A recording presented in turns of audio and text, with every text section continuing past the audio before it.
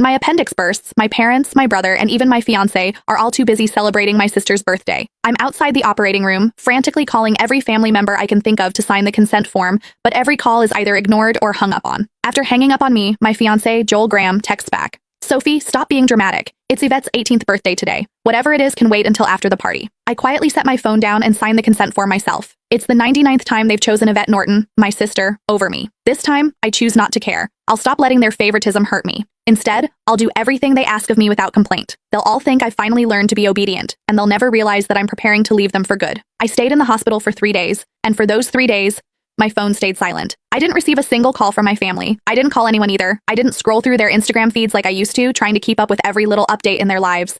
Instead, I just quietly rested in my hospital bed and dragged my weak body around for checkups and payments.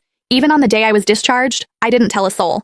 I simply packed my own things, endured the pain in my abdomen, and slowly made my way home. When I pushed the door open, the laughter inside the house abruptly stopped. Everyone was gathered in the living room. My fiancé, Joel, was sitting beside Yvette with his arm casually draped around her shoulders. The moment he saw me, he pulled his hand back and gave me an awkward smile. Soph, you're back? Where have you been these past few days? My brother, Joshua Norton, let out a cold snort. Where else would she have gone to? She just didn't want to show up to Yvette's birthday party. She always has to ruin things for her since she can't stand seeing Vivi happy. I didn't say a word. I just headed straight for my room. Joshua seemed surprised that I didn't argue with him. Normally, whenever he accused me of being selfish, I would break down in tears and desperately defend myself. But this time, I'd kept quiet. My mom rushed over to me with a glass of juice. Sophia, we were so busy with Vivi's birthday the other day that we missed your calls. Don't be mad at us, okay? She placed a glass of mango juice in my hand. Although my heart had long since stopped expecting anything, it still ached faintly. I was allergic to mangoes, but Yvette loved them. There was always mango-flavored food and drinks in the house because of that.